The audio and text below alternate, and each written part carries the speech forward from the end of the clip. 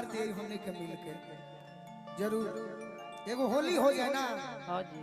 होली सुनब सब है कोही जरूर सब है महाराज। होली ना होई तो चैता में जब होली गवाला लैट्रिन में हम बैठिल है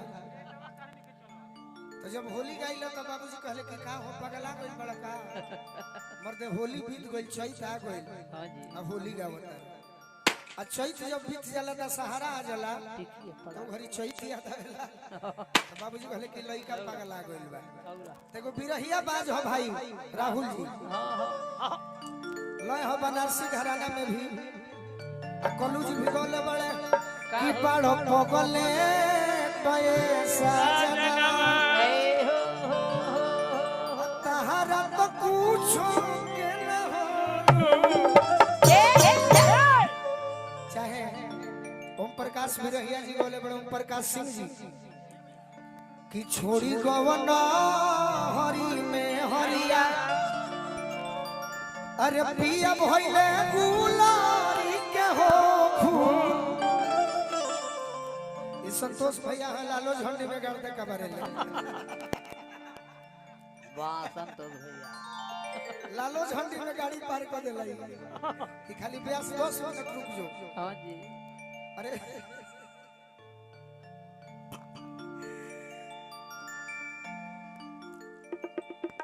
देवर के एगो बड़ भाई बाहर चल गइल बड़े कमाए खातिर। हाँ आ देवर जौन बाड़ी गलतीए कहता ना भौजाई जौन बाड़ी हाँ वो आदमी नहीं खोजत होली में हाँ का खोजतड़ी अलगे चीज खोजत है। खोजतड़ी लमन ने खोजतड़ी देखी का कहता का हो अच्छा हमरा 1 नंबर के वार्ड पार्षद साहब मनोज भैया के बार बार जय हो ए प्रीति भौजी कि भौजी हमर भैया के जगह होली में कि भौजी हमर भैया के जगह अरे होली में गदा खोजलू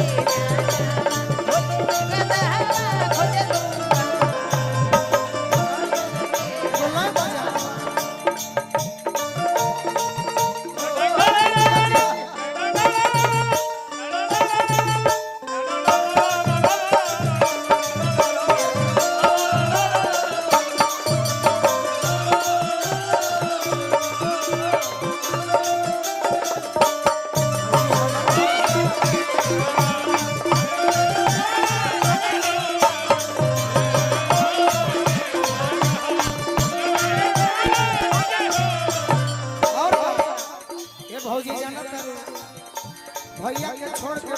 गदहा के फेरे में रहो तो हमने के गदहा के भी बोका बना देना। बोका बसियाई बड़ी रे मन परी तबे तोरा देही न दर्द कमरी तबे तोरा देही न दर्द कमरी।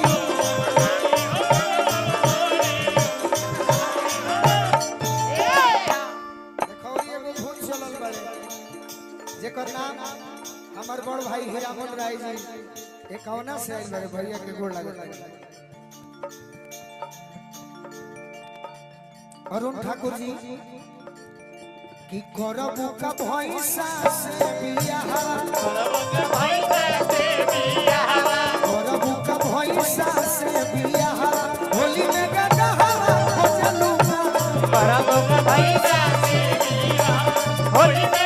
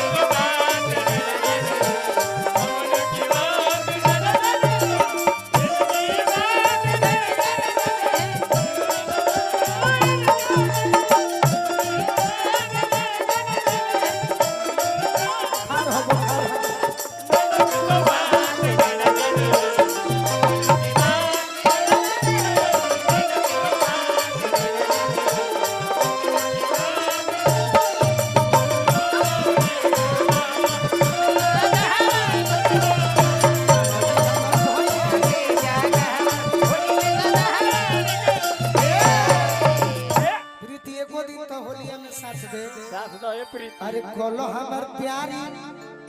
चलो न बधारी चलो ये छेदी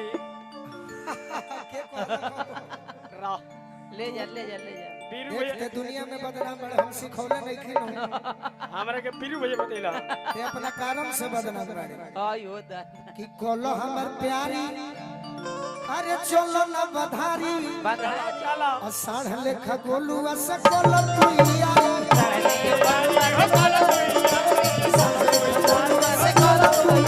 कि मन तू शिकारी के साला मन तू शिकारी के साला होली में गदा खोजलू का कला तो तिलारी के साहबा होली में गदा खोजलो कला तो तिलारी होली में गदा खोजलो कला तो तिलारी के साहबा होली में गदा बाकी होली में तोरा लायक है बड़े बता भाई होली में गधा कौन होली खेलेला